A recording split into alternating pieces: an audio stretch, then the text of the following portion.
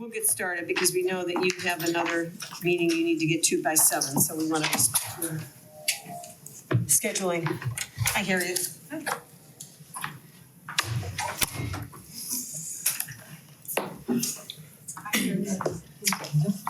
So, so far here at 6 o'clock, those in attendance include Roland Anglin, Drew Herzig, Jonathan Ciesla, Guy Thielen, Stephanie Morris is on Google Meet, and Harriet is here, as well as Counselor Davita Russell, and Lee Kremrein from the Law Department is here. Graham Ball is absent, and I think Craig is coming, but he's not here yet. But we're going to get started because we appreciate that Councilwoman Russell has another appointment to make by 7. So thanks very much for being with us tonight. We'll do a quick, just go around the table so you, I'm sure you know everybody's names and kind of where we're from in Clinton Heights. But Guy, do you want to start? I'm Guy Thelian, and I live on Delaware Laundry. Nice to meet you. Nice to meet you. Hi, I'm Roland Anglin. I live on Scarborough. Very nice to meet you, Roland. Again, I'm Drew Herzig still, and I'm on Bradford. I'm missing, Graham is also on Bradford. I'm missing my Bradford buddy. Well, nice to see you again. Yeah, the Scarborough set is here. Stephanie? Hi, I'm Stephanie. I live on Scarborough. This is Lily. Lily's kind of an honorary member here. Yeah, very nice to meet you. Yeah. Nice to meet you. Jonathan? I'm Jonathan Ciesla. I live in Scarborough. Very nice to meet you as well. I'm Harriet Applegate, and I do not live on Scarborough. And very nice to meet you, Harriet. Nice to meet you too. And Linda Strejewski, I live on Delamere. Very nice to meet you as well. Okay, so we appreciate you coming tonight. We appreciate you taking the time to fill out our survey and send it in to us before the meeting. Again, you gave us a lot of detail in your answers, but just so that you can hit for sure the things you care the most about, why don't you tell us the 2 or 3 things that you think are most important for us to look at in reviewing the charter? Okay. One is definitely inquiry. Okay. I'm quite sure you've heard that a lot. And the reason I say inquiry is, I guess I'm probably the only council person other than Councilman Cobb had an opportunity to work under the manager form of government, where that was more of an open form of government, where you had access to the directors, you had access to any director, actually. You can call them up, you can go visit, you can make appointments, talk to them, and have all the access you needed. So I miss that. Okay. And I think it's very vital for our jobs as council people to be able to not just email, but sit down and make an appointment, because you need to sometime figure out what the directors are thinking, what legislation has already been done, or if they're thinking of having a conversation with the mayor regarding legislation you want to present, or just around some ideals about what's happening or what you can do in the city to create new legislation. And I know it was very helpful for me being the Parks and Recreation chair, because that's a total different committee. It doesn't operate, in my mind, like the rest of the committees, because it's more community-based. And you need to be able to talk to the director to find out what is happening in the community, what you think the new activities or recreation that you think the community want to see, the seniors want to see, as well as the youth want to see. And under the Parks and Recs, that falls under the Commission of Aging, as well as the Parks Advisory Board. So that is very vital that we have an open form of government where we're able to speak to directors. So inquiry, definitely. Second is I think throughout the charter itself, we need to form a balanced form of government. I think prior to the new form of government, there was really no structure or nothing put in place to really just digest how this new form of government was going to operate or function.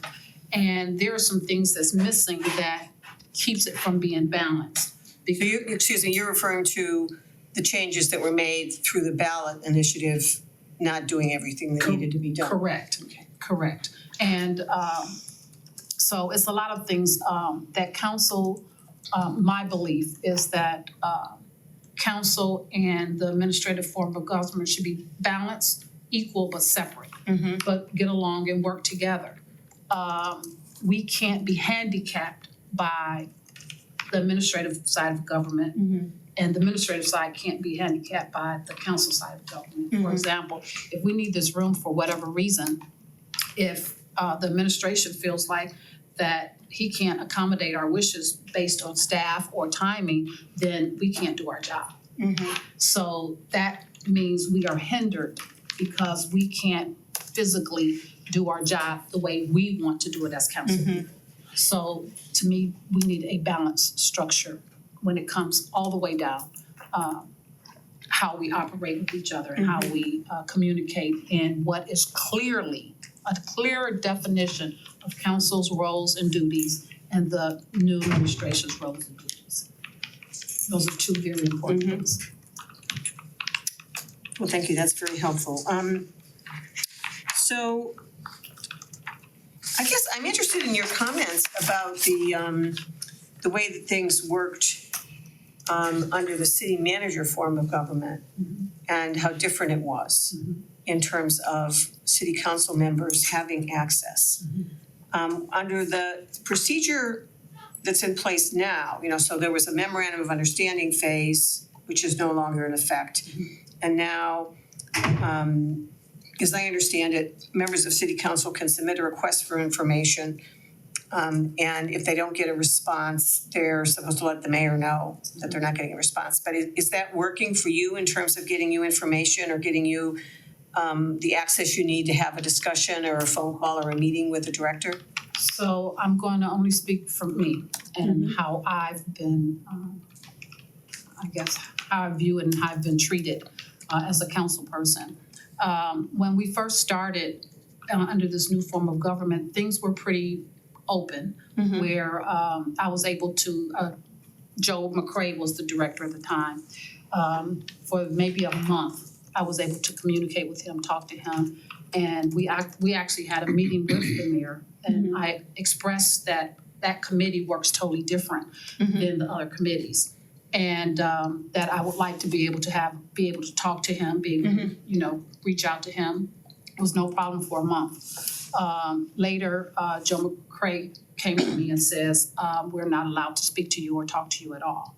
And I said, what do you mean? He says, I don't know. He says, nobody in the department is allowed to speak or talk to you, period. So, being the entire council or you being an individual councilman? Me as being an individual council person. So. As chair of the Parks and Recs Committee. He told me that no one was allowed to talk to me. Far as him or any person in the Parks and Recs department. And I asked why, what happened. He said he was not sure. And so I reached out to the mayor. I sent him an email that says, hey, after talking to Representative Brent, I says, well, I don't know what happened. She says, why don't you reach out an Olive Branch and find out what happened? So I offered to have coffee or lunch with him to find out what was the issue or problem that I was not aware of. And he replied back and told me that he did not trust me and that anything I had to say to him needed to be public. And I was like, okay. I don't know why, how come, still as of this day. I started off doing inquiry far as by email. The first email I sent, it was requesting, I think for Joe to come to the committee meeting, and he had said yes. But something else happened in between that. And an email came back to us that we were not allowed to have the directors at any of the meetings unless we were talking about legislation. But if I can't talk to them, I don't know if I'm talking about legislation. So I just stopped. I just got frustrated and I got fed up, and I'm saying I'm not a child. I'm an adult. I'm an elected official. I can't do my job. So I figured since I was part of the Parks and Recs, I would think of something else to do. And so I created my own committee, which I brought in people from the community. I brought in things that I thought the community needed to hear. And I sent an email to Director Thomas as well as to Director Ledbetter, the new director, letting them know that I will no longer be asking or requesting for their presence. They know when my meetings are. They're quarterly. And if they feel that they're able to come, I would love to have them. And I left it that way, and I never asked anymore at all. So I know that a Parks and Rec employee was reprimanded for speaking to me in the hallway here at City Hall. She no longer works here. But she was forbidden to come to City Hall anymore. So I was out in the playground, and when we were doing the playground, they were digging and on the, what do you call them, the cats? I should know that, my husband's a construction worker. Bobcat, thank you. And gentleman, I spoke to one of the workers and I said, hey, how you doing? And he says, oh, you're councilwoman, we're not allowed to speak to you. We're not allowed to talk to you. And I was like, are you serious? He says, we're not allowed to talk to you. So that's how my role has been on council as of today. Okay. Can I follow that up? So even after this supposed easing up of, after the memorandum of understanding was Nobody's allowed to talk to me still? No. To this to minute? this day. So what I'm hearing is that you have decided just not to engage because you were being treated disrespectfully. Correct. Well, and you've certainly made lemonade. I mean, you were doing so much community outreach. I mean, I constantly see you're having a meeting about this or about that, that you've really decided that if I can't go this way, I'm gonna go that way. And you're really doing some great community building, it seems. That's what I did. But I guess one question I have though is, it sounds like the inability to have communication, I mean, is it obstructing things that you want to do? Yes. As you said, you can't craft legislation without information about what's the existing situation, where does it need to go, what's the structure that needs to be put in place. Correct.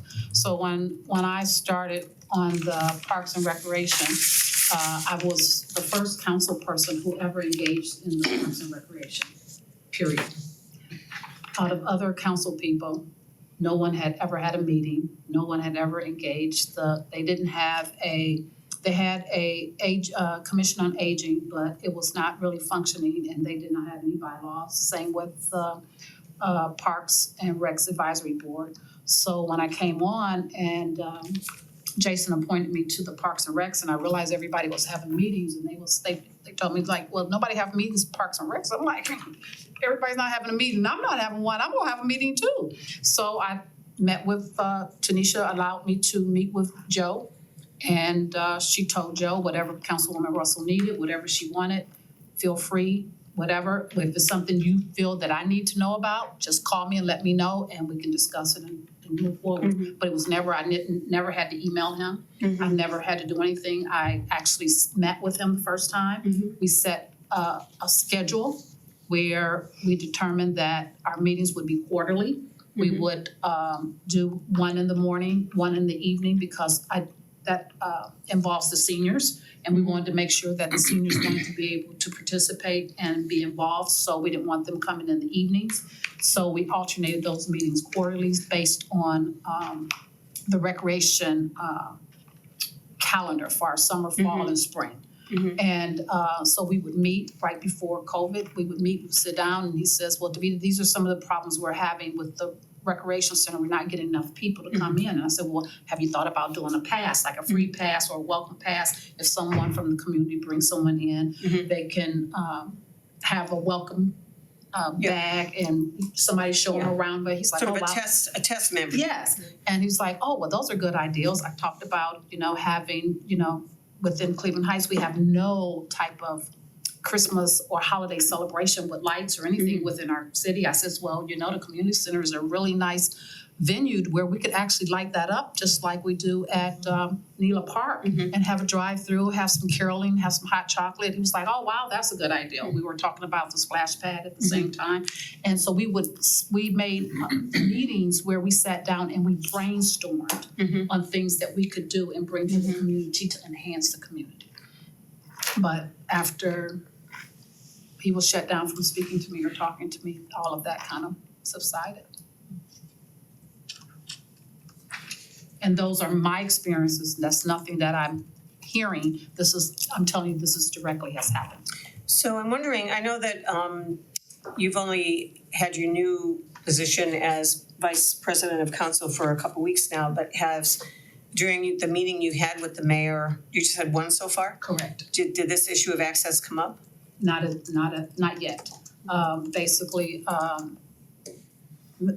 President Kuda and myself have decided to go in with an agenda each meeting so that we stay focused, so that we're on topic of what we want to say, so there's no, if there's any problems, that there won't be any because we are on an agenda base. But no, we have not talked about inquiry or any of those things right now. Basically, the plan is to try to put together some type of structure that we can actually work together with.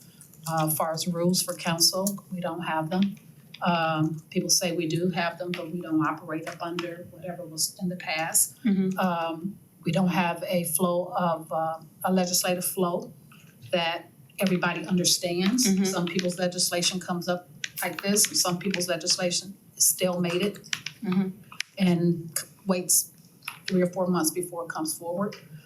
So everybody is not, it appears, I don't know that for a fact, but it appears that everybody's legislative process is not the same and everyone is not treated the same. And I'm going based on what I've heard in council meetings, as far as people being able to meet with other directors and police chiefs and all of those things when I know I have not, and I know Gail has had issues as well.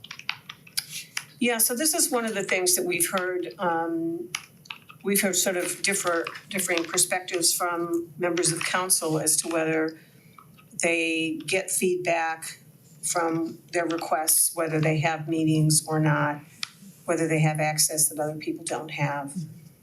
Well, I honestly, I stopped. I was really fed up. I was really fed up about it. I really was. It was, Josie had the same issue and that put her on the brink of, resigning. And we were all in that same boat of trying to figure out what do we do, how do we do anything as far as creating legislation. We understand that the administration can create legislation, but that is part of our job as well. And we can't do it effectively if we don't have any communications and we can't discuss things. Because sometimes just an email does not get to the root of what you're trying to say. Sure. Because conversation leads to another conversation or to another question or to another answer.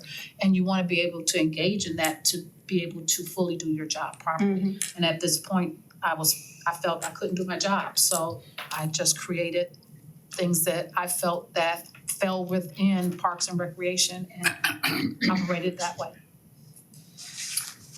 Anybody else have any questions or comments on this? Well, I know Councilor President Kuda has sent around a number of emails with the different things you're trying to get so that you can be more efficient as a council. You're kind of like operating modes. Yes. And then you'll deal with some of these other issues. But it's really interesting to see that because that was one of the things that has been coming up at meetings. So as you know better than most about like, why are we doing it this way, not that way? How are we supposed to do this? It's like, Right. Who's in charge kind of a thing. Yeah. And I've said on many occasions, I am an administrator.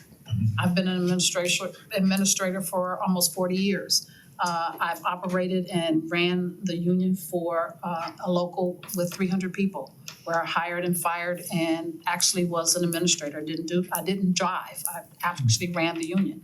I do that now with 11,000 people in Northeast Ohio where I operate, I create the budget, I hire, we fire, we have committees, we do all of those things. So, and as a union person, we used to operating under a structure, under a full structure.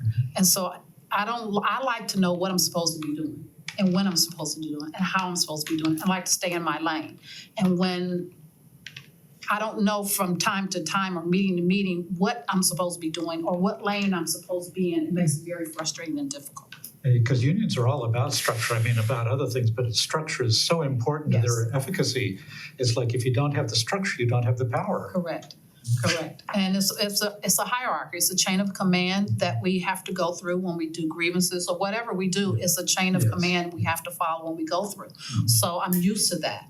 And when I talked with President Kuda, I informed him, and I told all council, I'm used to structure. I'm not used to just operating like this. I need to know what I'm doing and when I'm doing it. And so the first thing that we need to do is figure out how we're gonna operate together and build a foundation. And once we build a foundation and everybody is penalized equally in the same way, then I think we will be able to move forward in a better form. But we really need, I think, in the charter to be able to say a clear picture of what those roles are. That something we've been looking about specifically is a required orientation for new counselors, just to do that, to say, this is how the city government works, both by Ohio law, federal law, that sort of thing. This is open meeting stuff, sunshine law, all those things that, as you know, constrain what you can do and not do. It has to be public, et cetera, and not just, the laws, but it's like in this particular council setting, this is how we get things done. This is how it works. This is the structure. There's nothing like that currently here. And I really think that would be very helpful. Maybe some retro orientation for people who are already on the council, but as you and President Kuda get things set up, just so that when people join the council, they know how it works. Yes. So we're thinking about that. And see that, and I waver back because when I came on council in 2019, the city manager did that. She did that with everyone who was running.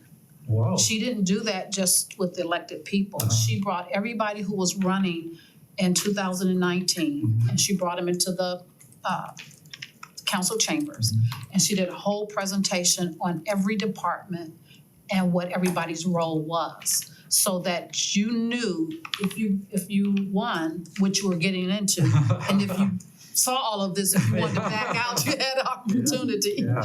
But she did. She took us through all of that. She opened the door to riding with the police and all of those different things. So I had fun. When I first got on council, I really enjoyed it because I felt I was able to really help. And what I also liked under the old form of government, far being an open form of government, if a resident called and says, well, Davida, my trash haven't been picked up for 2 days. Is there something wrong? We could actually call the director and say, hey, someone's calling on this street and their trash haven't been picked up, and they would say, okay, councilperson, and they will send somebody there to pick up the trash. We can't do that now.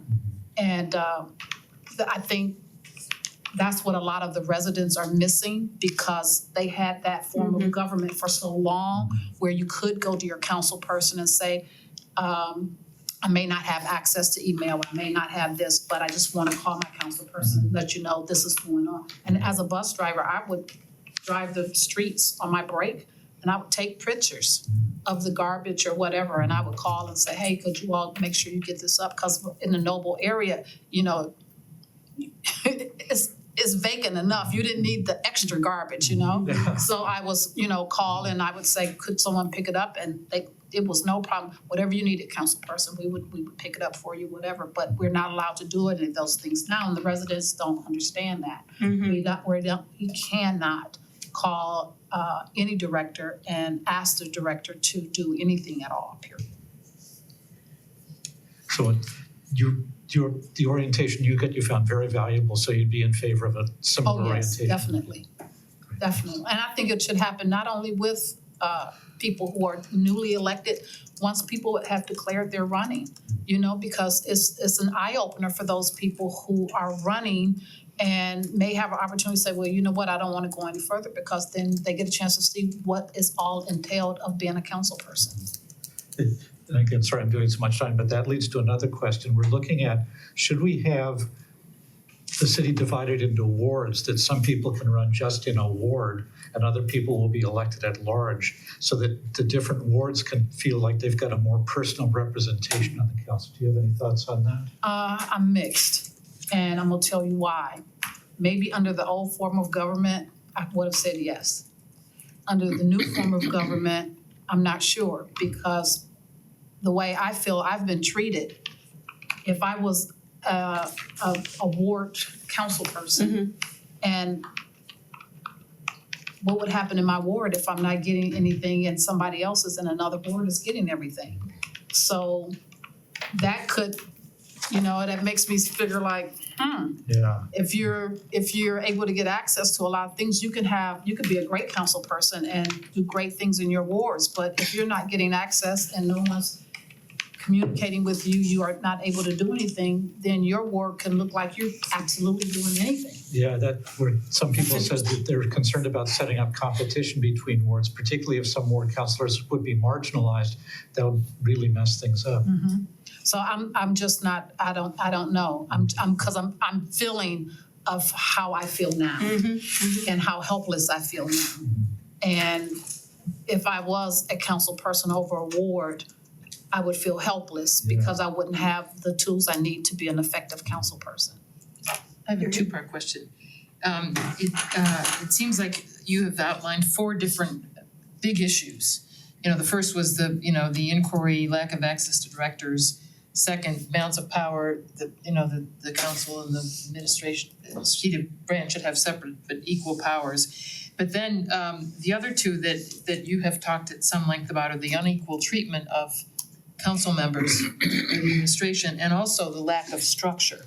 So I think we've heard before about the unequal treatment, but this lack of structure is something new. And I guess could you elaborate a little bit more on that? And also the question I have is, of those 4 things, what is the most egregious, or what does this committee need to put, at the top of its list to address? So, for example, when I say structure, we're in council meetings. Council meetings are for council members. It's not for the administration. The administration takes up more of our time talking about our issues versus the city issues. And as I understand right now, the charter allows the mayor to come in and speak and have conversations within our council meeting. I don't believe that we cannot go to the mayor's office and meet and talk to anybody. So I don't feel that the mayor should be into the council structure when we're talking about things that deal with council members, when it deals with our structure, when it deals with our roles, when it deals with our legislative flow. Those are things that we as council members have to figure out for ourselves without the input from the administration, because that's our structure. So we have a lot of, and you can watch the council meetings, we have a lot of input from the administration on what we should be doing, how we should do it, and giving their opinions on it. And a lot of that takes up a lot of our time where we're not even able to do that. We are scolded at the council meetings from the administration on Robert's rules. That is not the place of that. And they're not part of council. So that should not happen. If you're invited to a committee of the whole, then as administration, you should be able to talk on the legislation that you have authored or city information only. Anything outside of that, that's council's. That falls on council. Anything that's happened in council chambers falls on council, not the administration. The administration should not treat council as children to chastise them over something they did wrong with Robert's rule. If they're the chair, they are the chair residing at that time, regardless if it's right or wrong. They have to figure it out. And we have a lawyer there. And so he's there to help to be the parliamentarian as well. So that's what I mean when I say structure is Yeah. knowing the fine lines of when you don't step over the structure of council, and council structure is always being stepped on. We cannot go to the administration meetings, director meetings, we can't give input, we can't find out anything. So then why is it so It's one-sided, you're saying. correct? Yeah, even then, when it comes to council meeting, that is our domain. So the administration should be invited. I mean, when we did, for the Charter Review Commission, and when we interviewed people for the, vacant seat, the mayor was in the room. He shouldn't have been in the room while we were interviewing. That is council's domain. So that is just taken it's too liberal. What the mayor can do in our domain where we can't do anything in his domain. Councilperson, I should know this and I'm gonna apologize to my colleagues for asking the question. No problem. But how is the budget initiated? Because that is the tail of the tape. Who initiates the budget bill? How is it processed through the council, mayor? At what points do you get to say, this is where we're going with any particular budget bill? I'm trying to figure that out because that's where the two arms of government should sort of declare their power, and it's review and consent. And so I'm trying to find a review and consent. So I'm quite sure that will probably start to happen now, but I can't tell you under the old leadership how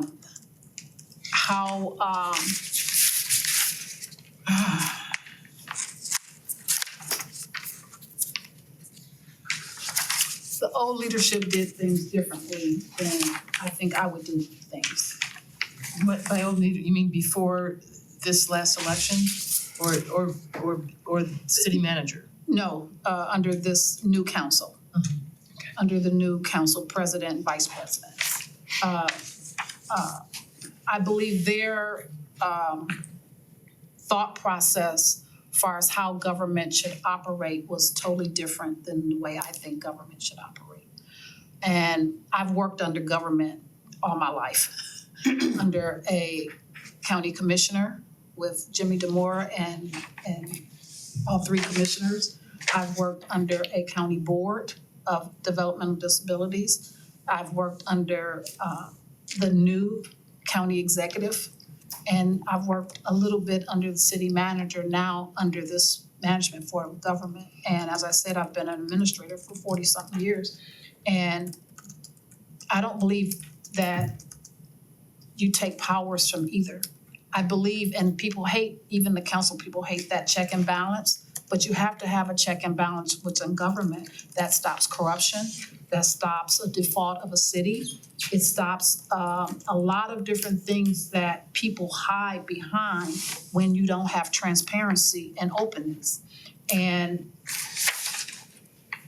I didn't run for council because of the money. Good thing. Okay? I've been out in the community for, Harry can tell you, for many years. At the state level, local level, even at federal level. A lot of people know me around the whole state. And it was just time for me to come and try to help my own community in my own city. And so when I looked at the opportunity to do this, and under the old form of government, I was elated to be able to have that open form of government, that transparency. And to get back to what you're saying is, yes, there is an area where the rubber hits the road. But I'm quite sure under this new form of leadership, eventually the rubber will hit the road. I think that the way that the charter is written right now, and I'm glad you raised this, because one of the things we wanted to hear from city council members and the mayor about is whether what's in the charter right now is working. There were some changes proposed by the 2019 commission around the section dealing with finances and budget. Those changes were not implemented, but there were a few changes made, I think as part of the ballot issue for the elected mayor. But the way it's set up right now, the mayor, with the assistance of the director of finance, presents a draft budget. And I think what was done differently this year is that there were multiple days of meetings dealing with different departments. And if the budget for Parks and Rec, for instance, was being discussed, the director for that department would be there and would be available to answer questions. City council people could know in advance who was gonna be present on each day, and they could bring their questions and they could propose adjustments to the budget to reflect, different priorities or places where they perceived that some additional funding would be helpful. And we were asked to send a list in of things that we wanted to see in the budget, but we never heard anything back. We sent the list in, but we never heard anything back. So would you agree with what Linda basically said, that the process was better this year than last year, or does it still was it still flawed? Well, see, Well, you're in the middle of it now. yeah, but see, under the old form of government, we were done with the budget by the first meeting in December. Because in September, October, when I was on council, Tanisha would present the budget. But she didn't present the budget. Each department head presented their own budget. They spoke, they came before council, and if it was the Parks and Recs, they were told, they did their own presentation, they did their own thing, and told you why they wanted the money, what they needed it for, and they went through the whole process. And then she also gave a monthly budget update, and she gave a quarterly budget update. And so by the 1st of December, we were done. This was the first time we ever, since I've been on council, went up to the end of, almost into Christmas, when they had those extra budgets. And we have spoke to the mayor and let him know that we want, because Tony is trying to do a calendar so that we know when things are coming up, so we're not guessing. And so we want the calendar, the last day to be December, the first meeting in December, because we know that the budget can be done by that, because it has always been. He's informed us that that's impossible, that could not happen. And I disagree, because I've seen it happen, you know what I mean? It's just timing, it's really, as I said, putting things in structure and actually doing it, I mean, nothing is impossible. It's just about doing the job that needs to be done to get the deadline. Because I think we met as council people these last 2 years more than any council people in the state of Ohio met as part-time council people. And everything was geared around holidays, where we were extending our holidays, or things got around the holidays, and some council people's like, look, I've done all of this, I can't do anymore, and you don't wanna not show, but after a while, if they're putting all of this extra meetings on you, plus you having your own committee meetings and your own outside meetings, because like I said, I was chair of Parks and Recs, but I still had 2 other committees up under me, which was the Commission on Aging as well as the Advisory Board. So it calls for a lot of additional meetings that we deemed that it was just, and I gotta admit, we lost a lot of directors within the last 2 years. And so I'm quite sure that probably was a hindrance too. And a lot of staff has left, so. Are there exit interviews when directors leave? I can't answer that. Well, there are some directors who are approved by council. And one of the questions we asked was whether all the directors should be approved by council. But I guess one question I would have is, particularly for any that you do approve, you know, a lot of organizations would have an exit interview when somebody at a director level leaves, so that there's, somebody is talking to them about what their experience has been like and what feedback they have. I mean, it's not like you're looking Yeah, for an but opportunity just to because criticize people. Just because council approves them doesn't mean council has any power over them. Well, I know, but I'm just asking, An exit and if you have a lot of directors turning over, that's a concern, because that slows everything down. I would be, Lee, I know like personnel evaluations are public record. Would exit interviews be public record, or is that considered sensitive? I think it'd probably be a public record. Okay, so If there is one. yeah, so, but I mean, you could do a request of Yeah. public, of But information. anyway, I don't wanna get off track there, but Are I you think, suggesting that council ask the well, I'm administration? suggesting that maybe council could have a report in executive session about the results of exit interviews. That might be helpful, but I guess the point that you're going at in terms of scheduling things, you know, one of the things to think about is there were changes made in the proposed 2019 changes, so they weren't actually adopted, but they were suggested, that had to do with finances and the budget process, et cetera. There were a couple of tweaks made to that in the charter when the changes were made for the elected mayor. So the question is, and I'm not asking you to answer this on the spot, but given what happened with the budget, what your experience of it has been, and particularly because you've had experience under different ways of doing it, are there things that the charter should say that it doesn't now say about how the budget process works and when the budget is approved? It now says that the budget has to be presented, the mayor with the assistance of director of finance shall furnish to the council at such time prior to the first Monday in June or such other date fixed by state law, or as may be required by council, an annual budget. And then it says what the budget's supposed to include. And then it says on or before the 15th day of the year, a day of November, the mayor shall submit to the council an estimate of expenditures and revenues for the ensuing year. and see, that's too late. Well, think about it, and if there's specific changes you wanna recommend to that, you can Is there- supplement your questionnaire and let us know. I want to make sure we're respecting her time. You have to be someplace at 7, right? Yeah. I'm good, Okay. okay. And Roland had Is there a facility for hearings in that? Doesn't specifically talk about hearings. There were multiple hearings this year. I understand that in the past, there was one.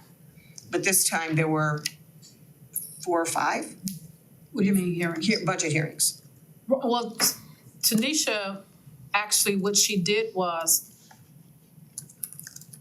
she had a director come maybe 2 or 3 at the same time, but it kind of almost like we did it, but it wasn't as long. It didn't encompass all of those days. Okay. And these hearings, the actual directors didn't present. It was the Finance director. financial director Okay. did it. And they only, if we asked questions, you know, they were able to answer. Now, comparing this year, just recently, to last year, the budget hearings, was this year an improvement over last year or not? Yes, It was. it was an improvement. It was improvement, but it was long. Yeah. It was long. It could have been shorter, but I mean, like I said, some of that could have been because we lost so many directors, and we just lost the finance director. So, Yeah, but I wanna be clear. Only the finance director presented or the directors presented also? the director sat next to the finance director. The finance director went through their budget for each department, but the directors were there for questions or, you know, if we had questions or answered, they answered anything and so did the finance director. Yeah. But the old form of government, the finance director did not present. The directors presented their own budgets. I had a couple questions, just for clarity. In 2B, we asked, should the charter be modified? You mentioned it should for explicitly granting the authority established, but you don't say by whom. Were you thinking, so the item B on page 2 at the top, should the charter be modified? Or maybe I'm reading it wrong, but I couldn't tell if you wanted council, the mayor, who you should, the authority should be granted, but not to whom? And I didn't know if you had a thought on that. I think it's the first page, Second page. No, it's on page 2. right? Page two. Page 2, item B at the top. So right now, the mayor determines organization and duties of each department. And the charter provides for a few departments. It provides for law and finance and planning. Those are the only ones it requires. But the mayor has the authority to determine the organization and duties of each department.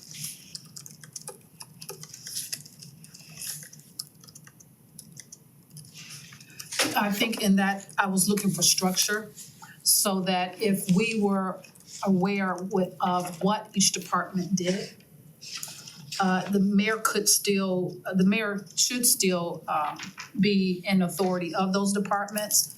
But if you're new or you're coming on or anyone, you don't know what each department does. And if you don't have someone who can give you a orientation, Mhm. you wouldn't know. Okay. You're guessing, and then that can change from mayor to mayor. Thank you. And then the second question is, if you go 2 more down to item D, it talks about the mayor does civil service commission, city council does planning. You say, no, we shouldn't change it. But then towards the end, you say all committees, commissions, and boards shall be appointed by the council. Mm-hmm. And I'm not trying to catch here, I'm just trying to be clear so that, No, right, the civil service, because that runs up under the mayors, so you mean just all other all committees? others, Okay, so if yes. it makes sense in the administration, yes, mayor, everything else, council should retain or get. correct. Thank you. Mm-hmm. And I really want to talk to you all too about the law director. And not specifically our law director, but concept. You had that moment where I was like, I want to talk to you. Tell me. I find that with the mayor hiring and the council confirming, and I don't think it's in the charter that says the law director works for the administration as well as council. Right. And that needs to be put in there. And I find it very difficult for a person to be, and please, I want to be clear, I'm not saying this is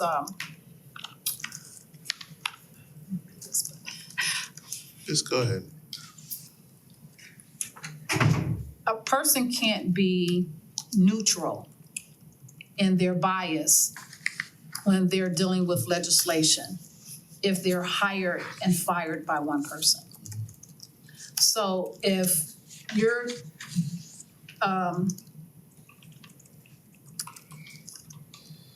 the attorney and we're asking you for a decision on something, I don't want your decision to be based on you're being able to be fired based on your answer. And we just saw that happen. And that brought a concern to me. And so I'm thinking that, We saw what happened? I was gonna say, can you elaborate on that? yeah, please? another city, Oh, somewhere in another city, a situation happened. And that's what alerted me. A situation happened where if you don't do, as the law director, what the mayor or the administration is telling you can do, they can actually fire you. And so I wouldn't want anyone to be under that pressure because they have to be biased for both branches of government. They have to be able to tell the truth. They have to be able to say, no, this is not the way it's supposed to go. Yes, this is the way it's supposed to go, and not fear their job. And they have to respond to the requests of, well, I guess that's the rub. I mean, should they be like 50-50 in terms of their time And that's what I energies? put in here, where if the law director is hired by the mayor, then the law director cannot be fired unless they are confirmed by council. So that means that, and we do this in the unions with our legal staff, because as a union official, I have a lawyer that represents me for the union that makes sure I don't do anything wrong. But the people we hire to run the union, the lawyer also represents them. So it could be a conflict of interest if we're asking the law director in the union to say, to be on our side when the executive director is saying, no, you better not. So what we do is we say, you can hire the law director, but you can't fire him without our approval. So that means if he has the ability to say whatever he wants to say and be truthful without being afraid of being fired. And I'm not saying this as far as our law director, that could be any law director. Because our law director have a couple jobs, but I mean, what if you have a law director who does not have a second job, who could be fired based on I told you I didn't want you to say that, or I want you to say that. And they're subject to doing that because they have a family, they have a job, and they don't want to be fired or lose their job. So I think there needs to be a balance in the charter that, and I think I kind of wrote that out, where if the law director is hired by council, then, hired by the mayor, then he can't be fired unless it goes through council. And if there is a discrepancy in discipline, then the law director would have the right to appeal to council to say it was justified or not. Where did that happen? I don't remember hearing about that. Where did that happen? What city did a law director get fired? Well, I shouldn't say he got fired but because it wasn't public that he got fired, but it's in our neighboring city. Okay. Interesting. Okay, does anybody else have a Well, I question? guess just not to beat a dead horse, but we've been speaking about this in terms of employment of the law director, but in terms of what the law director does. Do you feel like currently the law director doesn't have time to do what council wants him to do because he's taken up with the administration tasks, or is that? Personally, I think the council should have their own lawyer. Personally, I think that. Because it's a lot, the law director, they have a lot on their plates. And if we're gonna be two separate branches of government but equal, then we have to have all the tools we need to work with. Yeah, I don't think that's typically done, is it, Lee? Do you know? I've known, at least at the county, a county that has that, where county commissioners have their own attorney. So I don't know about cities. I think I guess the only Cleveland did, I wonder if they had a separate. Yeah, the only thing that would confuse me about that isn't the city still the client? Or do you now shift the client? Like, at the end of the day, the city should be the client of the attorney, right? Right. And that should be the interest sought. If you then start splitting it, then, is it then just the council and just representing the mayor? Like, does the city get lost in that? What do It's you just a mean? general question. Well, I think you could argue that the law director represents the city. So if the mayor asks for advice from the law director should be advising as to what's in the best interest of the city. If the city council asks for advice, the law director should be advising as to what's in the best interest of the city. So you're absolutely right. Just like if it's an entity, if it's a corporation, then the general counsel of the corporation represents the entity, not the executives, not the board, not the employees, the entity. So the reason I make that distinction is because then could it be, now it's more like the mayor versus council, and it gets a little confusing. But that's what it feels like now. Yeah, and I don't have an answer, I was postulating because I know that most attorneys or a good attorney would be like, who's my client? And then what is in their best interest? There's a nice way to say it, but screw everybody else, like I'm to protect my client, you know? Yeah. And then that's how I've seen government lawyers, those I work with, that's who you go after and possibly risk getting fired or whatever because it's, no, you're gonna harm the city. It might be a Nice. budgetary consideration as well, though, that maybe That might help maybe clear it. there isn't sufficient staff in the law department. And maybe there isn't enough budget allocated for support for city council. I mean, you know, there's lots of ways you could slice and dice that. There are, law departments have different sizes in different cities depending upon what the needs of the city are. And I'm sure the city of Cleveland Law Department is bigger than the Cleveland Heights Law Department. And it's just difficult, Mhm. even though you work for the entity is the city, but there's two branches of the city. Yes. So even if you work for the city and you're only hired by one branch of the city, you got 2 kids, you got a wife, I see what you're saying. the best interest is of the city, but there could be legislation that could be in best interest of the city but favors the administration, and or it could be where I'm gonna hold up all of your legislation until all of this gets through. It's a lot of things that can happen. Oh, there's games, Yeah, so I'm just I can see things like that happening. I've been watching other cities and things that's going on. Like the access to chambers and the access to our chambers. I mean, those are supposed to be council chambers. And there was a whole election, and before we knew it, the whole dais was changed. And no one even talked to council or anybody. Well, we can tell you that we had our meeting in there a couple of weeks ago.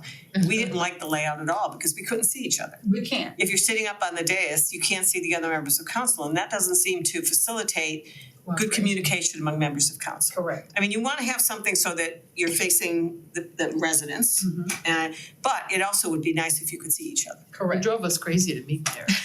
We couldn't stand it. I never have my committee meetings in there. But I mean, we were I sit thinking here. how terrible it must be for council. It is. Yeah.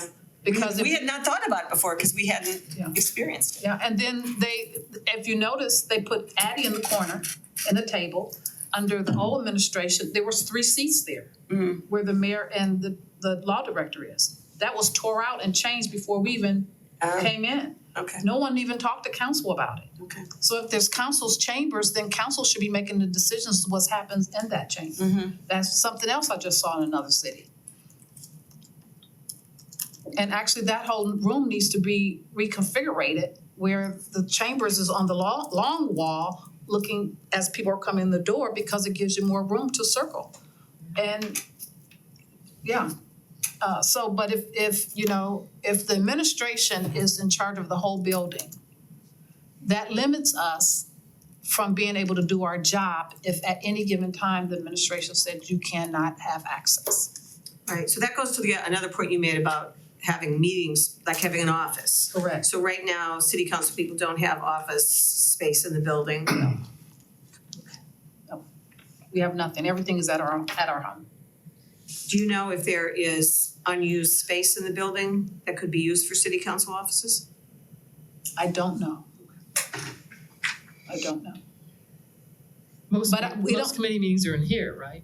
Well, some people choose to have it in there, but like you, it drives me crazy because I have to even hit, when I sat on the one side of Melody, if she looked one way, I have to tap her and say, someone said, is raising their hand over there, and I'm doing the same thing with Tony now. I'm like, because you take a quick glance, but Right. if you go back and you don't see them, Right.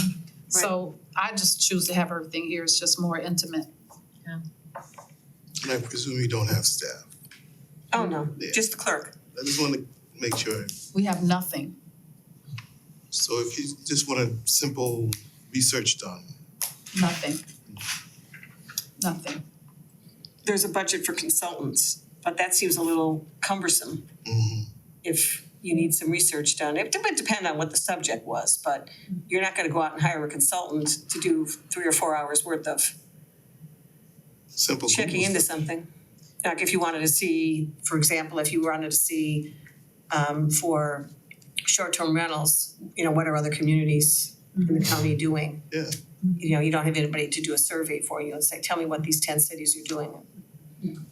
Well, I But think anyway. just the utilization of consultants redounds to the greater power of the administration, because you tend to, the consultant for King Park, that kind of stuff. It's the big things that lots of money gets spent on consultants. That's not even close to council's purview. I think you're right, Harry. I mean, they have to go to the mayor to ask for a consultant For instead everything. of having independent resources to hire or even get a research assistant.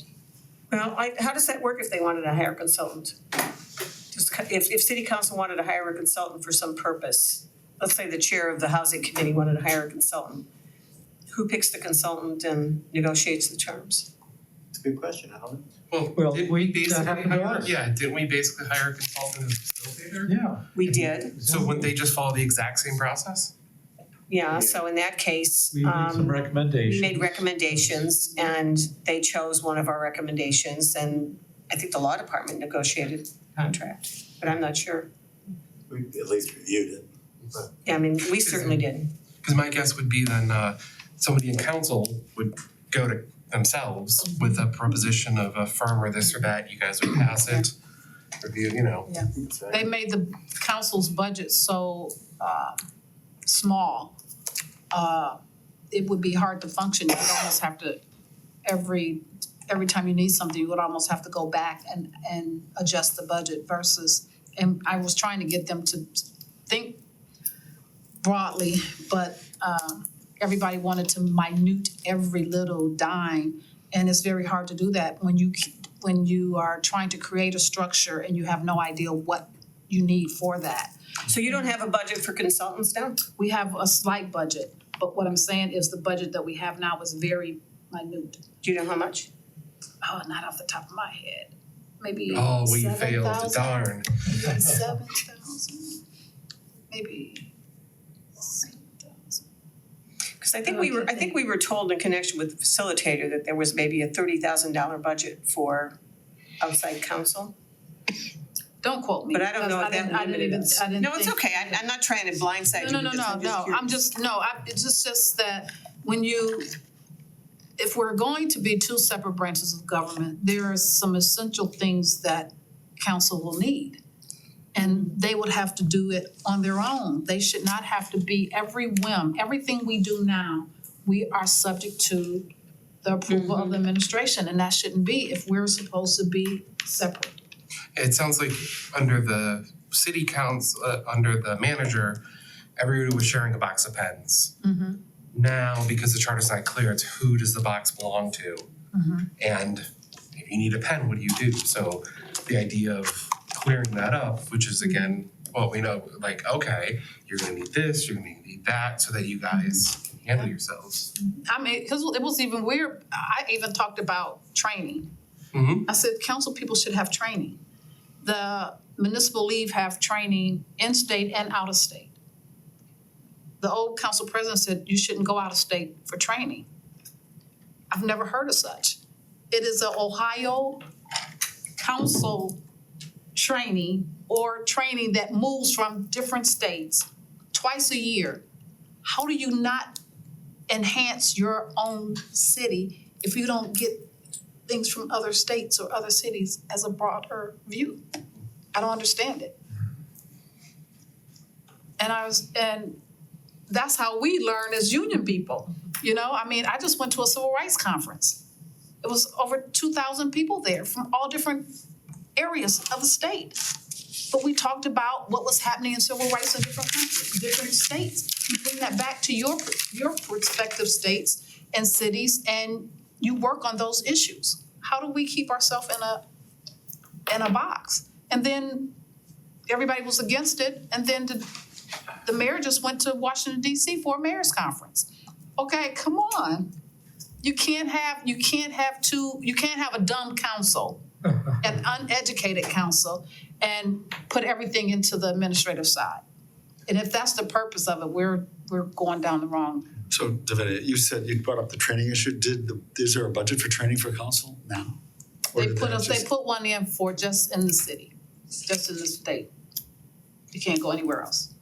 But you have a certain amount each year that you can spend on education? It's just for this year. And it's, I think they went. But is it per council member? Like you have an allowance for training? Nope. So how does it get allocated? They haven't figured that out yet. They just, cause I brought it up and I was saying, I was trying to look at Richmond Heights and I thought about it because, the city of Cleveland, I went to the Ohio Congress of Cities, last year. They didn't wanna send me. And I said, fine, you don't have to send me, I'll go myself. So I went and other council people were there. I mean, it was more people from Cleveland and surrounding suburbs there than there were anywhere else. And I was like, my God, what is going on? And actually it was such a nice thing that the president of council, Blaine Griffin, actually hosted a reception for all of the people who came from Ohio. And we were talking and figuring out what was going on. Marsha Fudge did a whole presentation on homelessness for the aging community and what we need to be doing. And I mean, the information was so outstanding. Where is that?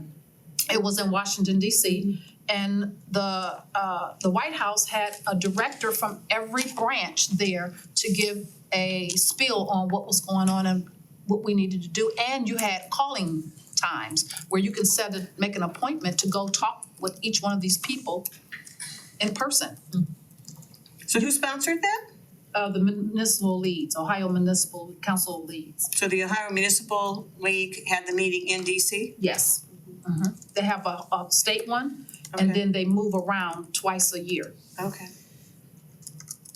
But I was like, that's how union people, that's how we were educated, that's how we learn. Yeah, no, I understand. I mean, I understand what you mean, because when I was working, my firm believed in education. Yeah. And they were pretty generous in letting people go to a good conference wherever it happened to be.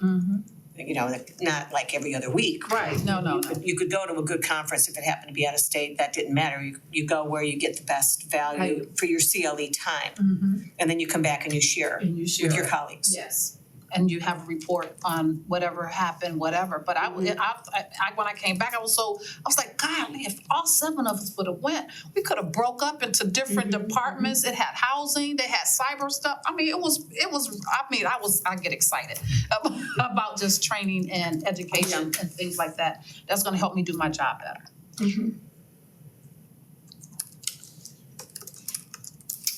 Okay, does anybody have any other questions or comments? Stephanie, do you have anything you wanted to say?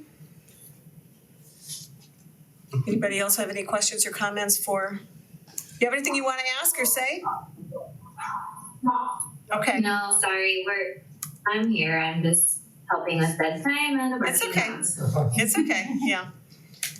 Anybody else have anything for? I just have one. You've given us a lot of, you offered 2 primary things, inquiry and balance of power. And you've given us a lot of your thoughts in terms of balance of power, which includes the structure and includes resources and includes those things.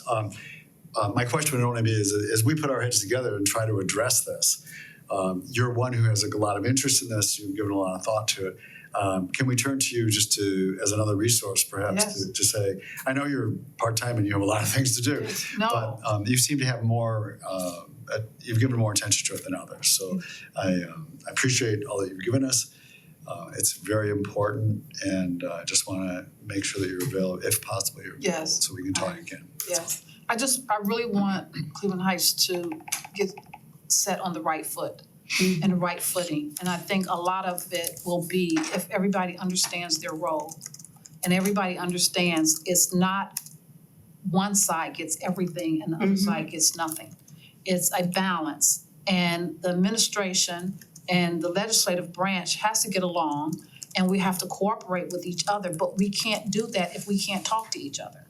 And talking to each other is about creating a structure that everyone abides by and everyone is penalized by at the same hand.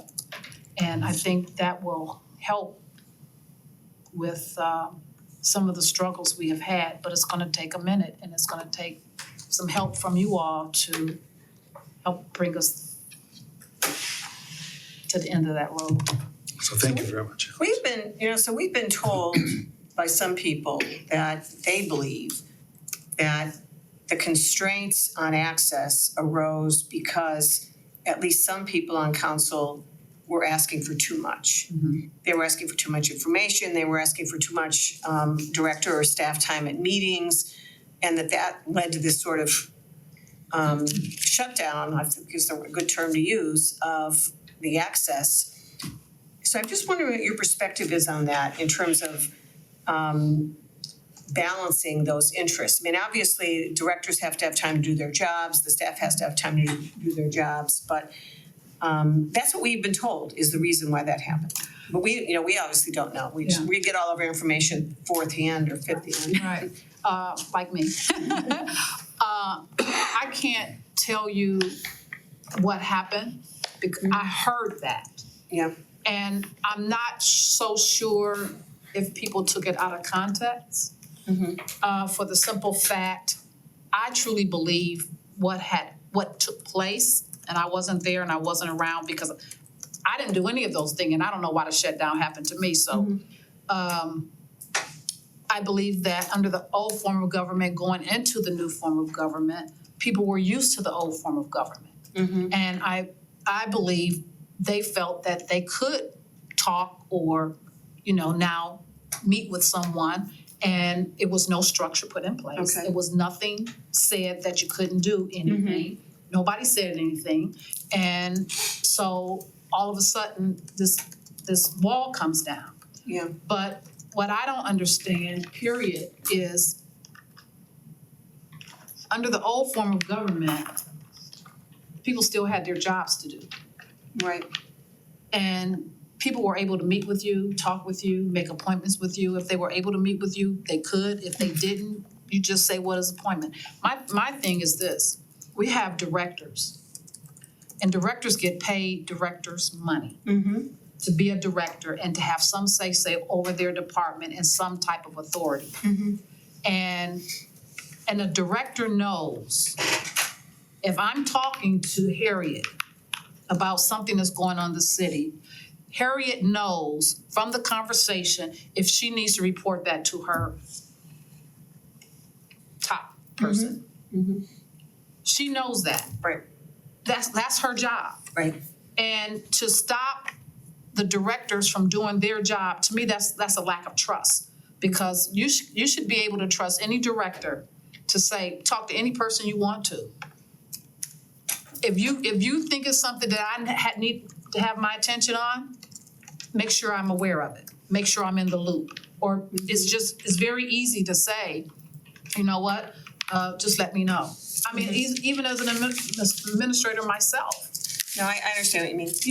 You don't hover. You just, to me, that's one information coming out from a whole city from one person's view. We don't know if that's not healthy. It's just not healthy. It's not healthy.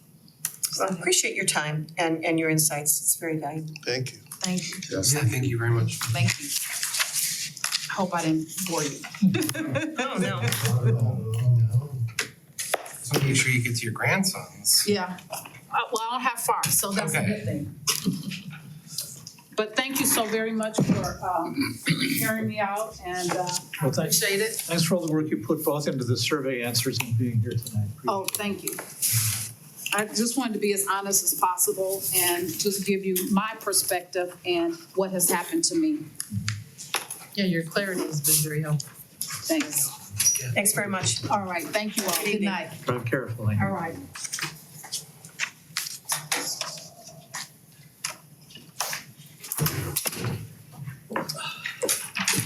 Okay, so for those of you who maybe didn't see my emails before you came, I learned kind of late this afternoon, like 3:30-ish, that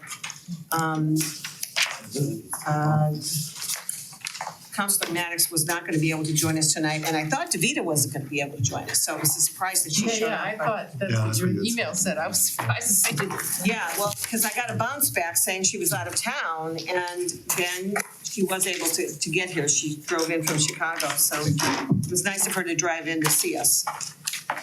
But she also had her grandson's event to go to, but she came in time to see us, so that was nice. And it was interesting to have her perspective. Can we have any feedback on what we just heard? Yeah, let's Sure. Okay. So I just want to make the points of what's really been impressed upon me, because this isn't the first time we've heard a lot of it, but the lack of transparency in this government, in this city, is just mind-boggling to me. I mean, I cannot imagine. I just would never have imagined this. Number one. Number two, the fact that our council people cannot serve as advocates for the community residents is mind-boggling for me. They have no place to go if the residents are having trouble. I mean, that's one of the primary things that I think a council person is supposed to do. Janine Boyd doesn't agree with that, perhaps. She's a legislator and she writes legislation. But for me, a council person is the resident's representative in the city. If I'm having trouble, I want to be able to turn to somebody and get some results. Okay? So I just want to offer those two things as things that I'm really concerned about and that I'm going to have in mind as we do our work. That the lack of transparency, I mean, I come from a corporate environment, consulting environment, corporate environment, and transparency is paramount. You cannot have effective governance in anything if you don't have transparency. Appropriate transparency, obviously if there's confidential information, you got confidential. And then the lack of an advocate at the city level. What am I supposed to do? I know that I've gone to the administration about things and gotten nowhere, absolutely nowhere. And I know that's not effective.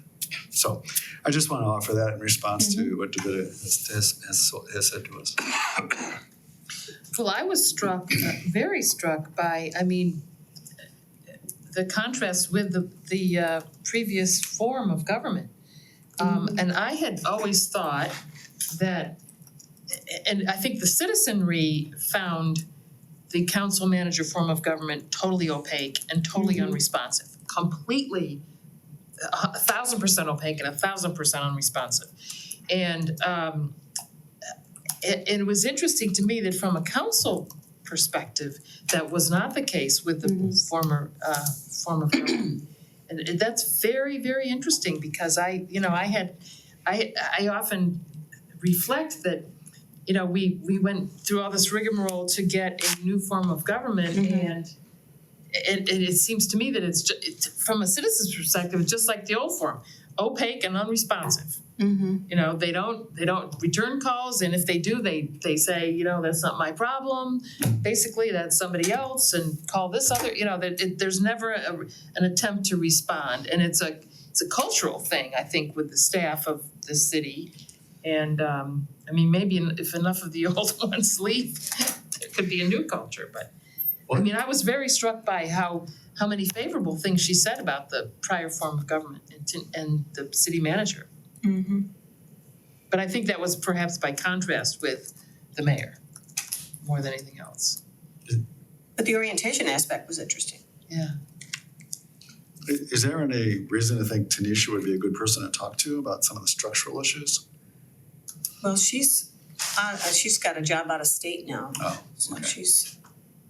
There's a Zoom available Yeah. if we needed to, and if she was open to it.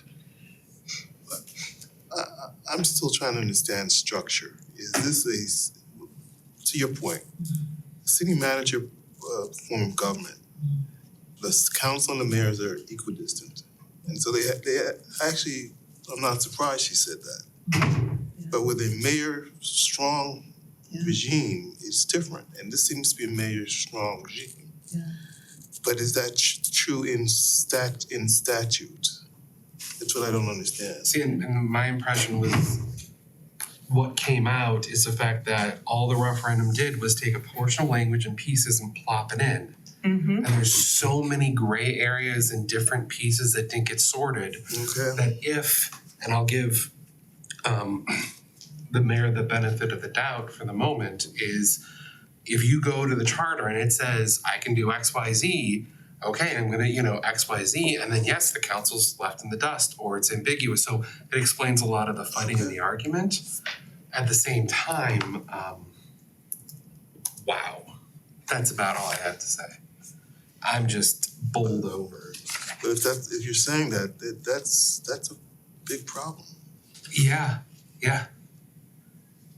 This is just, damn. Can I just make the point? One thing that surprised as I thought about it today. So we're in a situation, we have a new form of government, and then apparently the mayor's unhappy, or the departments head are unhappy, and then there's a lockdown, no information. So there's a very imperfect way of dealing with a problem. There was no exploration of the problem, possible resolution, possible solutions to the problem. How do we deal with, what are the needs? How do we do all these things? There was just simply an edict that, well, we're not gonna do anything. We haven't heard that from the mayor's side. I think. I understand. I really think that it's like, we keep saying this as if we have both sides of the story. And I don't think we have, and I think it's a little premature to say, okay, this is what happened, because we've only heard one side, and we've heard multiple versions of that. We've heard some people say there is no issue. We've had some people say it's a huge issue kind of thing. We're not getting a single story, from the council as a whole. We're getting different stories, and we haven't heard from the administrative side at all. Also, I want to point out, most counselors were given half an hour. This particular counselor was given over an hour. I'm not sure what's going on with that, if there's an agenda here, or if it was because this was the juiciest interview or that sort of thing. True, But we're I would say. we're not being even-handed in our dealing with the counselors. I would say that nobody had a half hour. I think that we're kind of just making a lot of assumptions based on, it's all he said, she said, he said, whatever. And I think that what I'm sitting here thinking about the charter itself, and that we need to look at the charter and draft language, create language that is going to outlast this current council and this current administration. And again, and I think I said this last week too, like, we're getting into this whole drama of what's happening. And I'm not saying that there isn't helpful information that we're learning, but like, we're just doing the same exact thing that they're going through. We're repeating all these issues by just sitting here and having like a therapy session, basically. And I don't think that's appropriate and what we're here to do. I want to just make a couple of comments if I can. I totally agree that we obviously would like to hear from the mayor. And he's been invited, and he said he's going to come and talk to us, and he's going to complete the questionnaire. So I don't have a date for him to come yet, but he said he's going to come and talk to us. So I have heard no one ever suggest that there was any discussion before the mayor decreed no contact with anybody. So maybe there was discussion, but nobody has mentioned it. Both in our meetings and in any other discussions that I've had with city council people going back to when this all happened. And I talked to multiple city council people about it over time. Nobody has ever mentioned.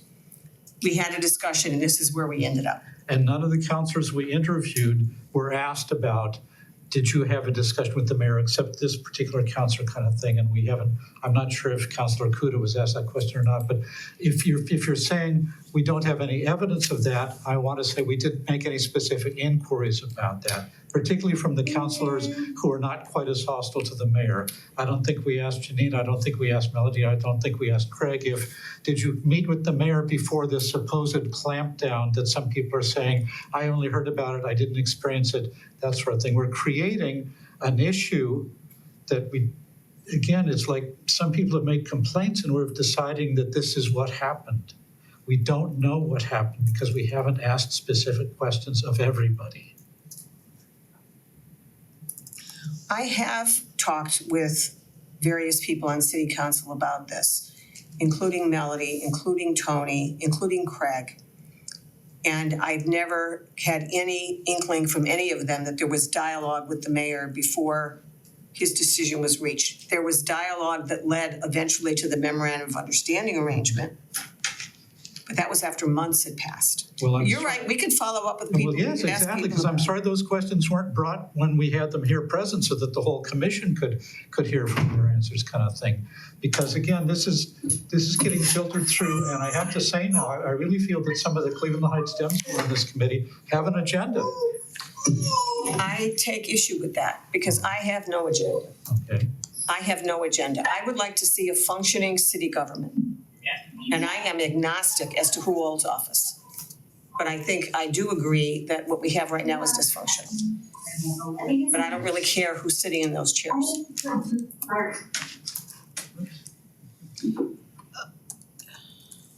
And I Yeah, sorry.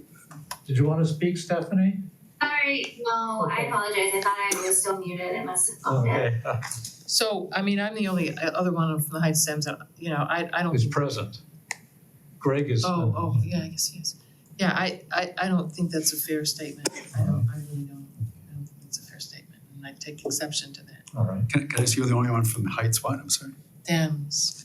Heights The Dems. Dems. Cleveland Okay. Heights Dems. And because you made a comment, I'm sorry, I missed that. So you're saying that Heights Dems have an issue with the mayor? Well, they endorsed the 2 or 3, I've lost track, anti-mayor candidates in this last election. They Okay. did not endorse the pro-mayor candidate kind of thing. The club made that decision. Yes. It's a secret ballot. Yes. You have no way of knowing how anybody on this commission voted. I do not know And you how they can't draw work, any but I- implications. But I know what the group, as a group, did. I just want to say that, Drew, I respect you, but I do take exception with the things you've said. Because we are listening, we're hearing. Yes. I am not making a judgment of the mayor, okay? But I've heard from multiple sources Uh-huh. the same story, which is that someone like, oh God, I can't remember her name now. The council person has said, I've never had anybody return an email.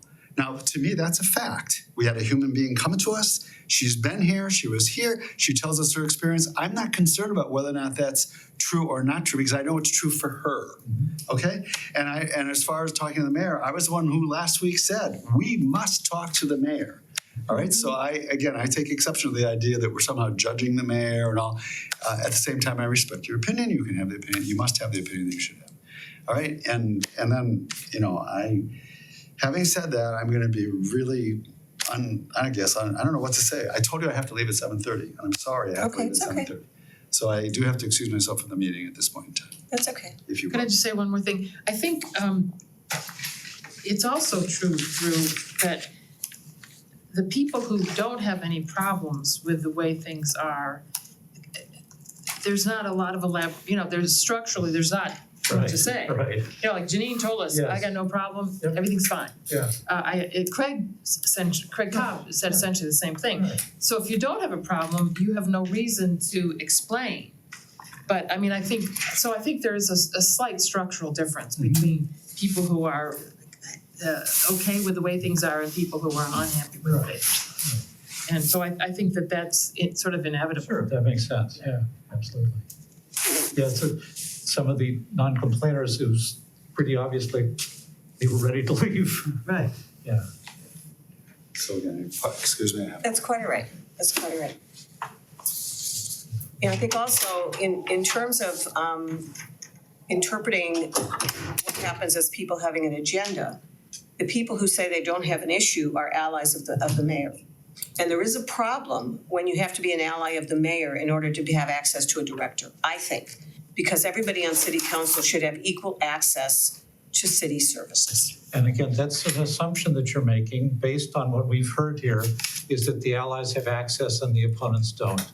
Well, I have heard Janine say in public meetings and on a video that she did with Adam Dew that she's talked to the police chief, she's able to call people and have conversations with them because she has relationships with them. Yeah. Her words, because she has relationships with them. Right. It's not fair because other council people aren't being given the opportunity to develop relationships. Well, we're hearing that, and we're basically saying that must be the truth kind of thing. I think Well, she said it. We're not a court. we are not here sitting in judgment. We are not giving guilty, not guilty verdicts. We're supposed Right. to be working on a charter. And I think we are getting into, instead we're becoming a grievance department, which it should inform our work, but it shouldn't take control of our work. I'm really worried about that. Well, I don't feel like it's taken control. I think that what we have been focusing on as a commission is understanding what issues seem to exist and to what extent, if any, it would be appropriate to try to address the issues in the charter. Now, we've talked a little bit about this over our meetings and have felt in many cases that there's not a whole lot we can do about these things. There might be some things we can do in the charter, but we're not gonna start, I think we've reached a consensus, although we haven't voted on this, that we're not gonna try to put in some detailed procedure for how people submit requests for information and how long they have to wait to get an answer back. That's not what we wanna put I in the think charter. we've consensually decided. But I think we have to try to, come to some conclusions about what might make sense to put in the charter and what might make sense to perhaps put in a report as our wish list for what the mayor and city council might do to facilitate better cooperation and collaboration without embedding anything in the charter. That's the task to be done, because there's two different avenues of our communication, both to the city council and our communication to members of the public, that here's what we think can be done in the charter and what we recommend should be done in the charter. And here's some extra commentary about some things that may be problems, but we don't feel the charter is the place to address them. I mean, Absolutely. ironically, I think I was very interested in what I thought was an add-on, something new that we hadn't heard before, is this request for more structure. And I think, again, we have de facto consensually decided that we're not gonna put a whole bunch of, load up the charter with that sort of thing. But I found it interesting that she was clearly wanting more structure.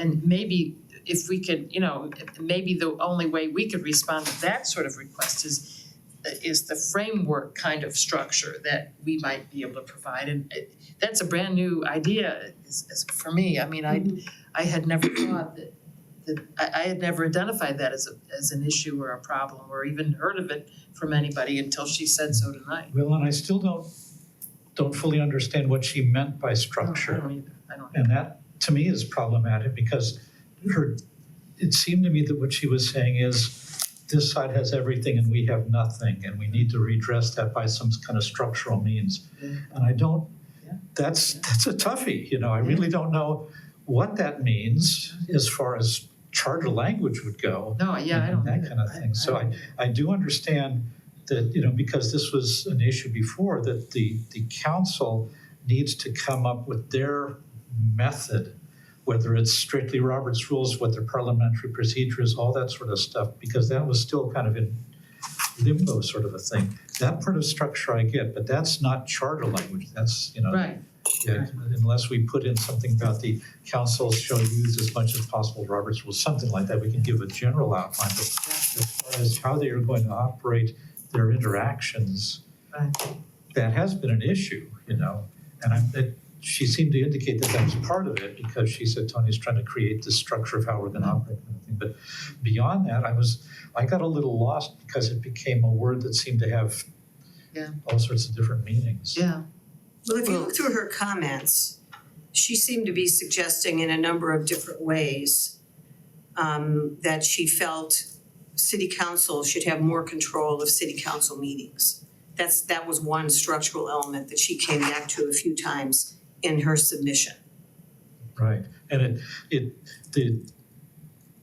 in her survey and all that said that the mayor could not speak unless called upon. Now, I'm assuming that would be council president, and in watching meetings, the mayor will often say, Madam President or Mr. President, may I speak?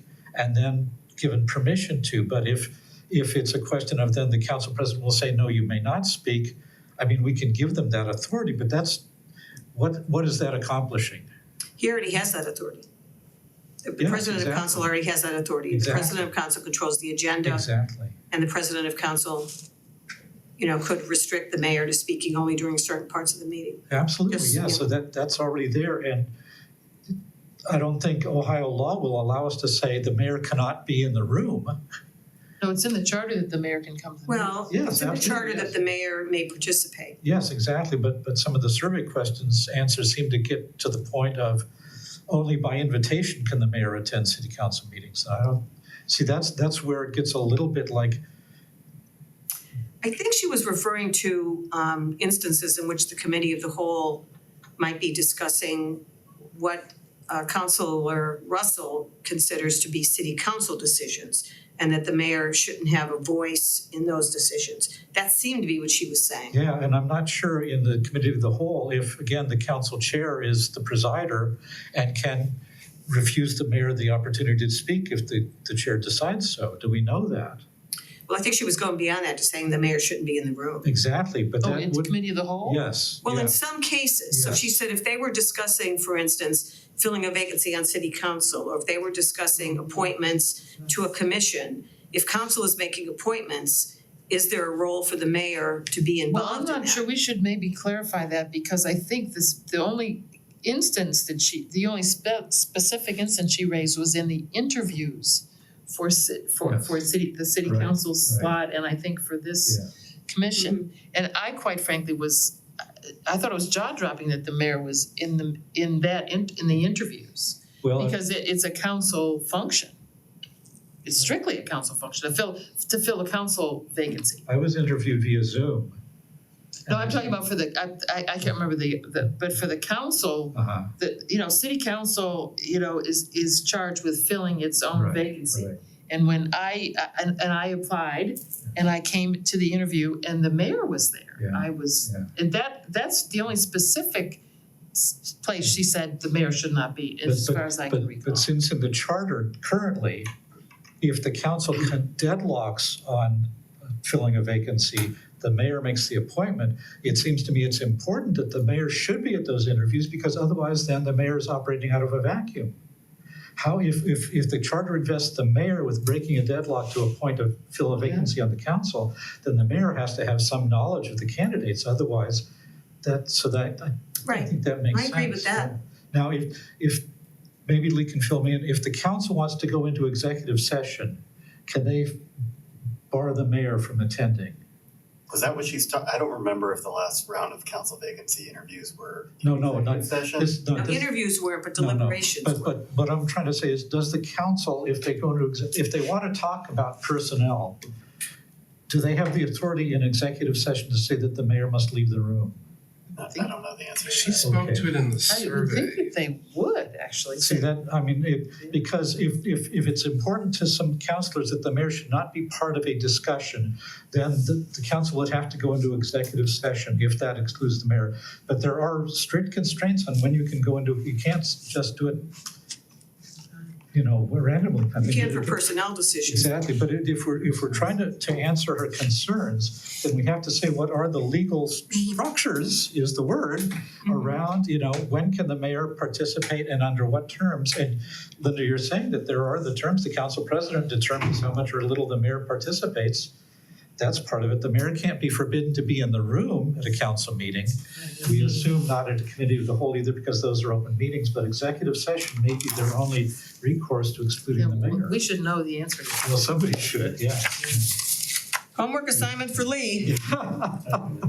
Yeah. It's only your first one tonight. So, the only one thing I would like to add is I found it very helpful to talk to her from the perspective that after having spoken to everyone else thus far, it just, I don't know, things started to kind of click.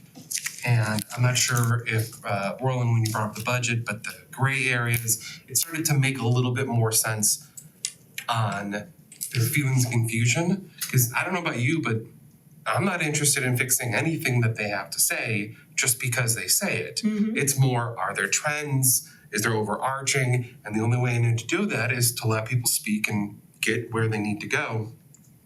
And so from this one, it just helped gel a few things and go, kind of directionally, if we smooth this out, make some clarity, how that might alleviate both sides, both the, oh, everything's fine, but maybe tweak, or the everything's wrong.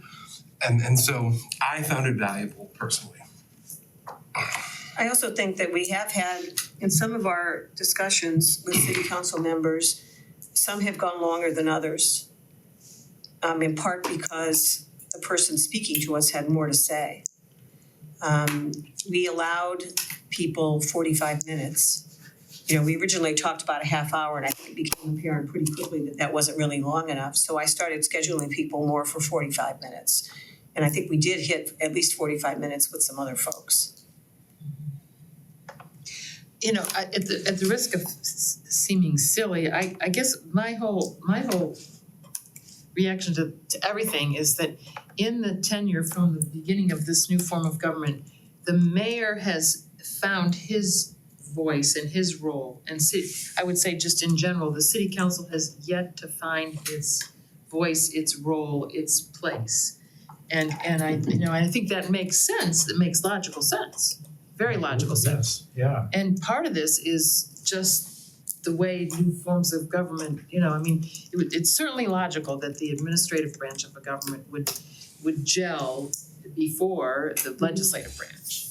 And I think it's also fair to say that, and I think, Jonathan, you may have made this point, that when the changes were made to the charter to modify our form of government from a city manager to a mayor form of government, changes they focused on were limited to changes that related to the mayor. And that probably had to do with the single issue rule. Yes. And that if at that time, instead of being a citizen initiative generated ballot issue, if it had been a city initiated ballot issue that could have had a broader scope, there may have been more attention paid to how you balance the city council role versus the mayor role.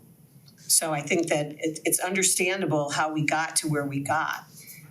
But I think it reinforces to me the reason why what we're doing is important in terms of trying to identify whether and to what extent things need to be adjusted in the charter so that city council has the tools it needs in order to function as a co-equal branch of government. And I think what we heard tonight and from others is, and again, it's partly depending on their experience, their length of time on the council. Some people experience severe whiplash at the change of government. It's like, I think Davida is one example where it's like she felt she had access, she had the tools she needed to do a good job beforehand, and now she feels stripped of those tools. I fully get that. I really understand her distress. She wants to be an effective legislature. I'm not discounting any of that. She and I think she's the leading example of a person who felt completely whiplashed by that transition. That's a good term. Yeah. Now, Craig said there's a learning curve, and it's like we're all still learning kind of thing. Some people are learning faster than others. We have to also acknowledge that the administrative structure was structured for city manager. There's been structural changes on that side too, and it's not like the mayor just walked into a fully functioning administrative side of the government. So there could have been some slippage there. Hopefully we will hear eventually from the mayor about what has gone on there. But it's like, and this is not to demean anybody. I feel like we're dealing with some post-traumatic stress disorder because this change really stressed and apparently traumatized some people. I don't know how much or how little of that can be put into charter revision kind of thing, but I do want to acknowledge that we are dealing with some serious hurt going on here kind of thing. People have felt disempowered, and I'm not trying to minimize that by any means. But without disagreeing with that, which I don't disagree with it, I would say too, though, even if we had 7 flawless personalities in the council and 1 flawless personality with the mayor, there would still be issues. Yes. And I think we're beginning to appreciate that because of the change of government, Yes. and because of these some other things, there would still be issues, even if Change. everybody was. Change is hard. Change is hard. Yeah.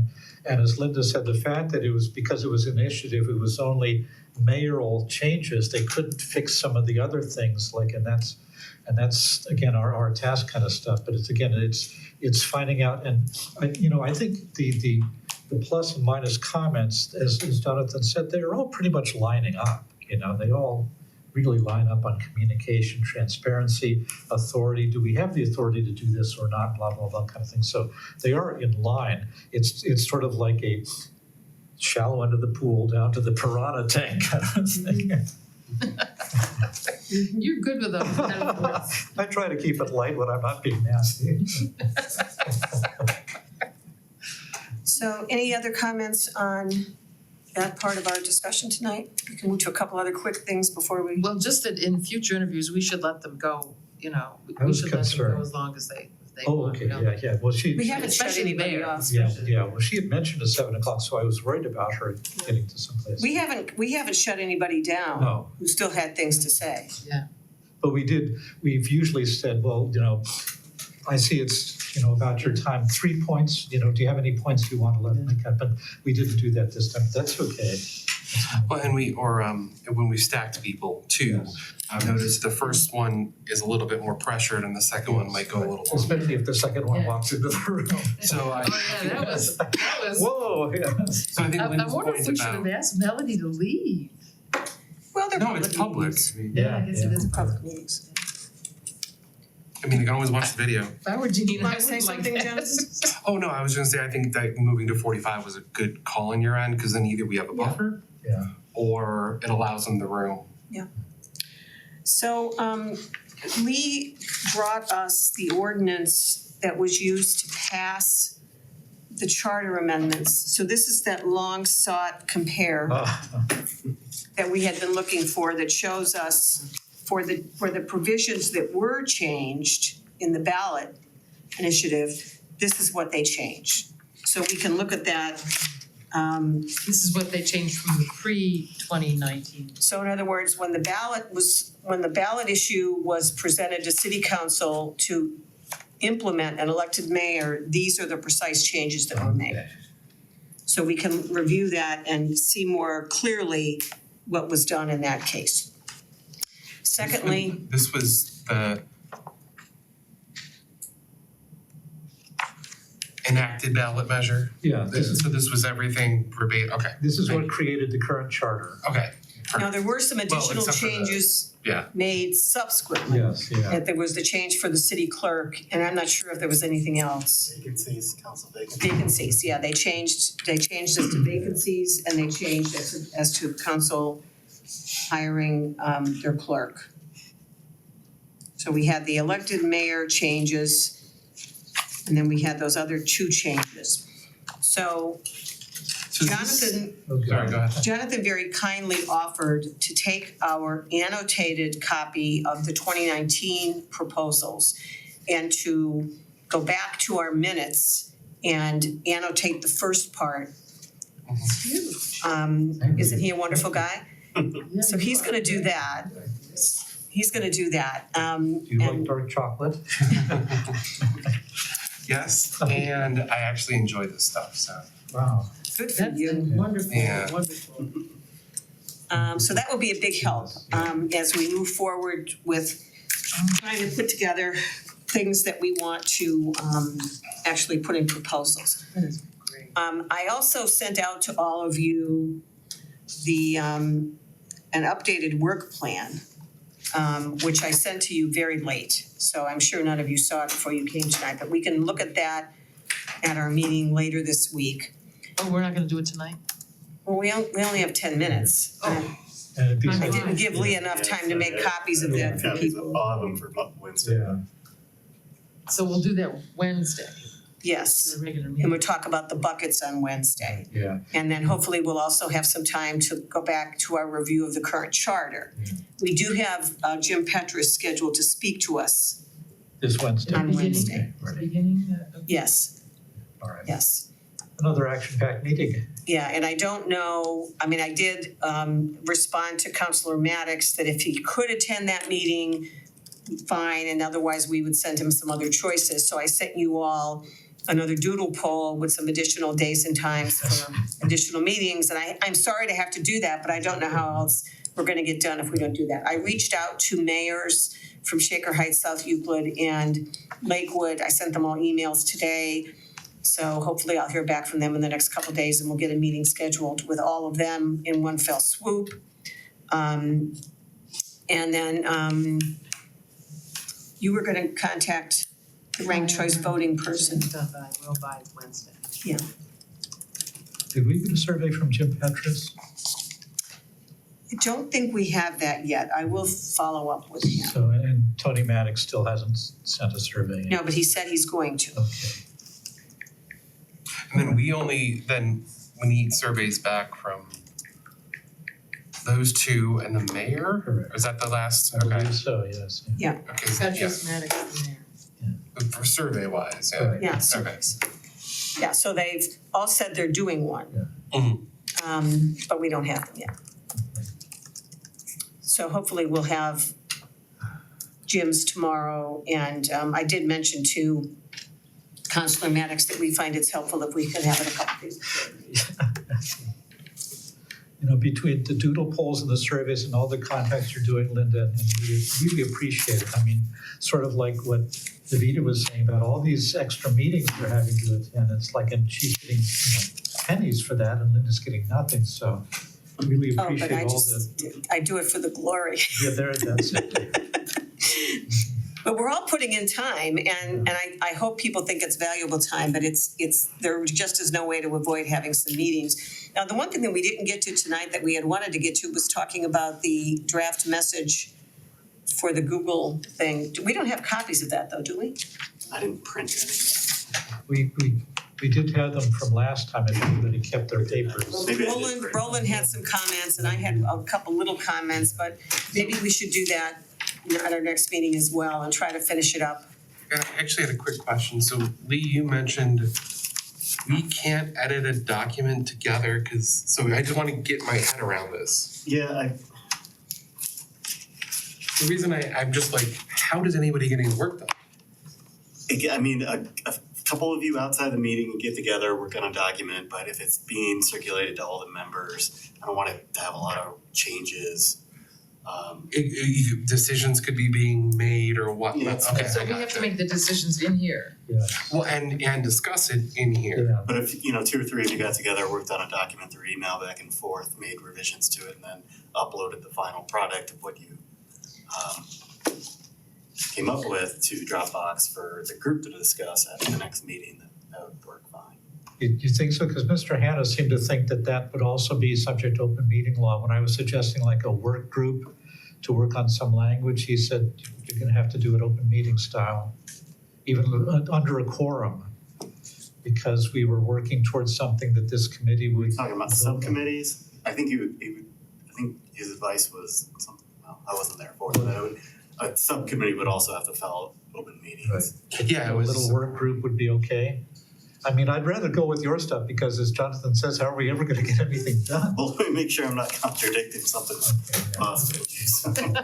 Right. You know, I don't wanna get him in trouble. yeah. Well, and it's just editing a document in a shared folder feels like a weird gray area Yeah, because you're editing language, like Yes. you're not actually discussing, but you're making decisions. So it's Yeah, like, yeah. okay, Well, I but get it, you're, but I what just you- want to understand it. what Roland did, and do we have Roland's, I thought I We didn't saw get it it, printed out. Yeah, we sent it in an email, yeah. Oh, okay, so that's okay though, he's making edits on a document and We discuss then it we're in a gonna meeting. discuss them.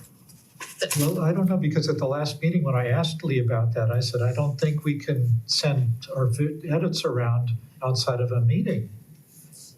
I don't mean to quote you out of context or even in context incorrectly kind of thing, but my impression was that we shouldn't be doing that because once we send them around to everybody, then that creates a deliberation on something outside of an open meeting. No, but I specifically said, these are only suggestions, colleagues. I was very clear in my mind why I said that. So if nobody responds to his suggestions except when we get into a Right, meeting, right. there's nothing wrong with it. I believe so. I mean, if you're just creating a document for discussion at a meeting and you send it out ahead of time and say, review this because I want to discuss it at the next Right. meeting. that's perfect. Well, that's why I sent this just to, my bucket list just to you and Linda, because I That didn't. also works. If you send it to me, then, and there's less, Yes, yeah, I can because forward it. I did not want it to go in front of everybody's eyes. As valuable as that might have been for input, I was. It's attached to the agenda though, Yeah, so hopefully everybody's looked at it. exactly, yeah, so, I don't know, to get back to Jonathan's question,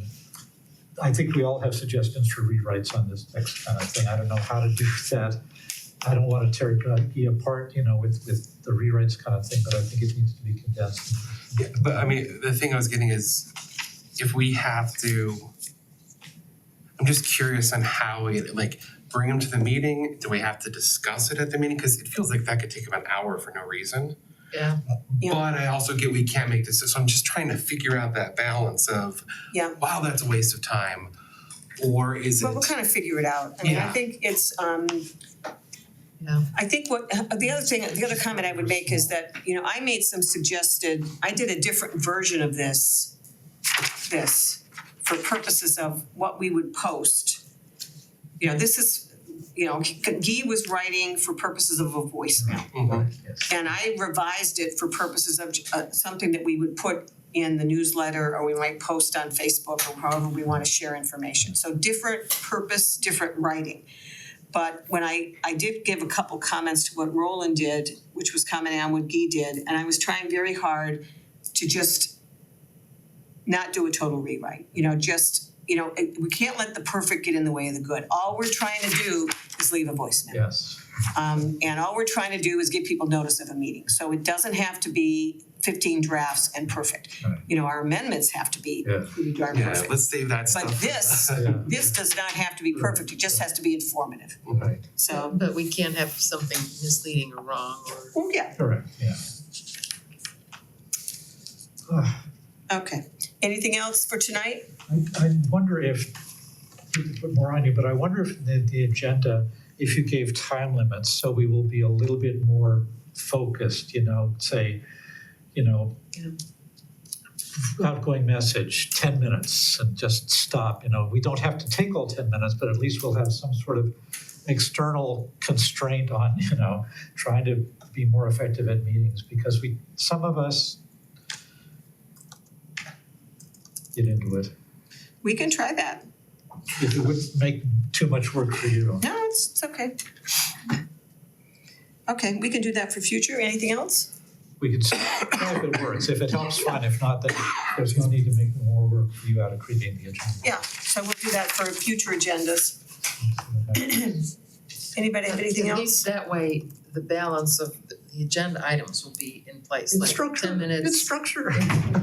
40 minutes. Hopefully, yeah. I mean, and Linda's got a good sense of we need to spend time on this. This is, again, we don't have to create a new Declaration of Independence just for not going Google Message. Any other lessons learned? So for takeaways, Jonathan's gonna look at the ballot changes and Lee is looking for a way we can get a compare of the pre-2019 to the current charter.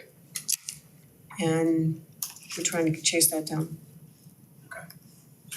Wait, I thought Are you- Jonathan was, no.